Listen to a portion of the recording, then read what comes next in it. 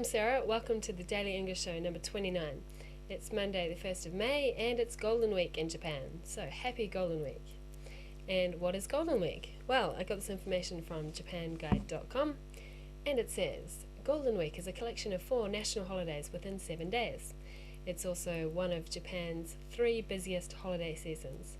So the other 2 are Obon in August and New Year. And the national holidays making up Golden Week are April 29th, which is Green Day. So April 29th used to be the birthday of Emperor Showa. He died in 1989, and the day was changed into a national holiday for environment and nature because he loved plants. On May the 3rd is Constitution Day, Kempo Kinenbi. On this day in 1947, the new post-war constitution was put into effect. The next day, on May the 4th, drumroll please, is Between Day, Kokumen no Kyujitsu. According to Japanese law, a day which falls between 2 national holidays is also declared a national holiday. Sounds good to me. And on May 5th, Children's Day or Kodomo no Hi, the boys' festival Tango no Sekku is celebrated on this day. Families pray for the health and future success of their sons by hanging up fish and displaying samurai dolls. Yes, Children's Day is good. There's lots of beautiful fish hanging in the neighbourhood.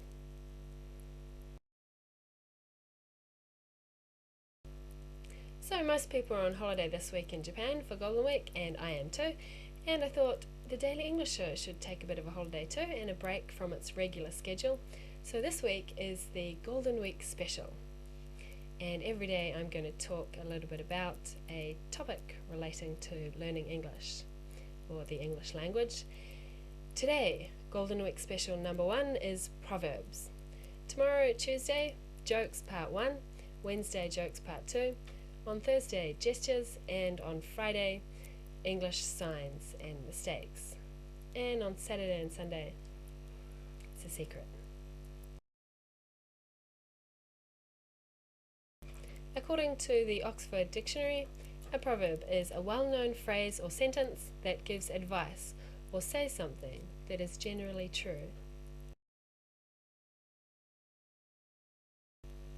So there are lots of places on the internet where you can read proverbs. One good place is this website, manythings.org.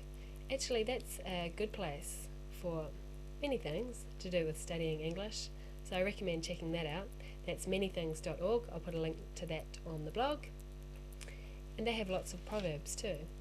And today I'm going to introduce to you 11 proverbs that I like. These are common proverbs, well-known proverbs, that I chose out of looking through a long list of proverbs. Absence makes the heart grow fonder. If you're with the person that you love all the time, then you stop really appreciating them. So if you spend some time apart, then you start to appreciate them again and maybe love them more. An apple a day keeps the doctor away.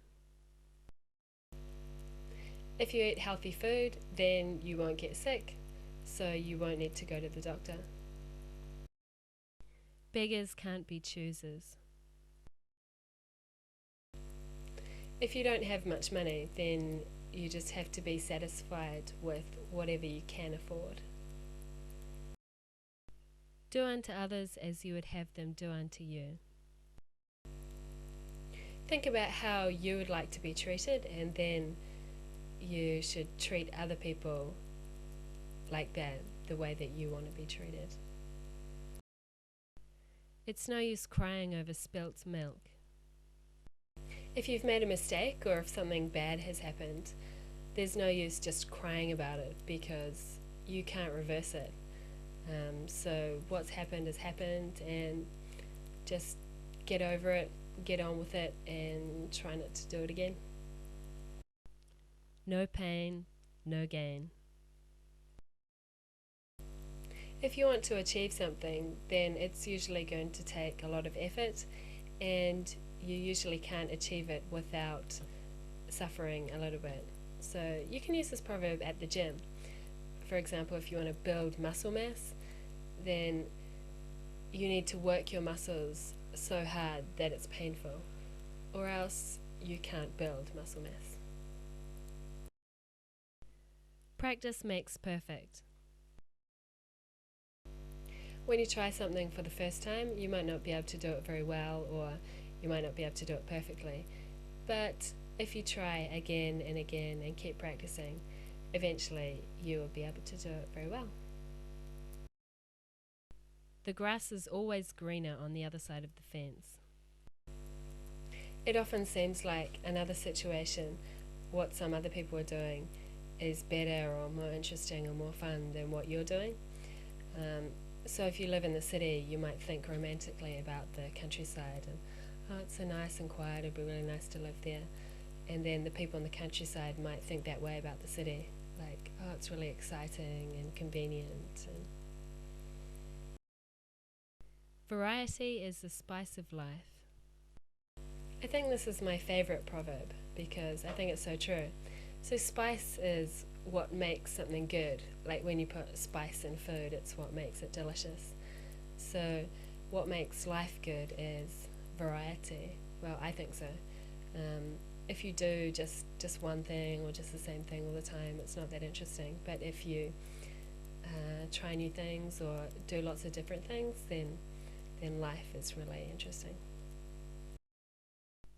When in Rome, do as the Romans do.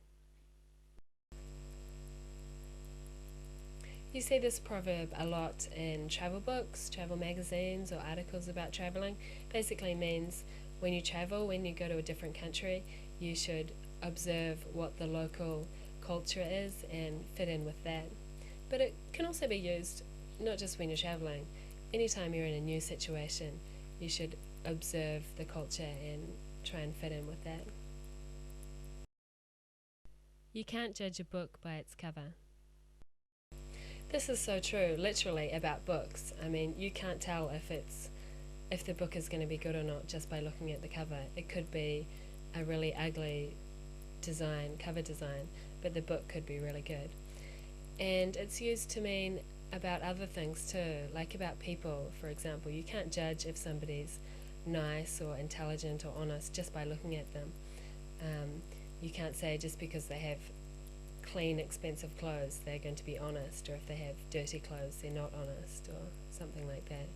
You really can't tell about a person until you, I don't know, listen to them and spend time with them. You can't just judge them by their appearance.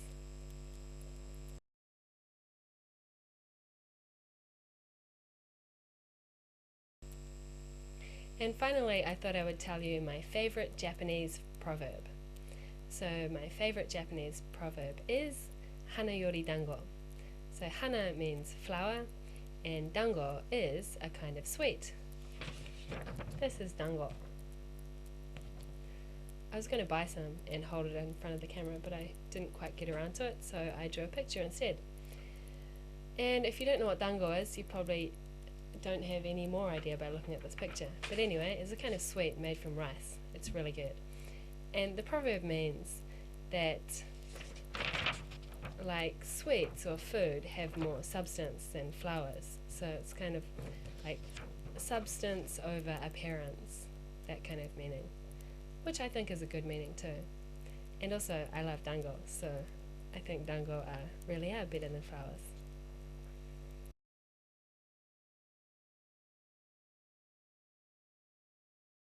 And that was Golden Week Special number 1.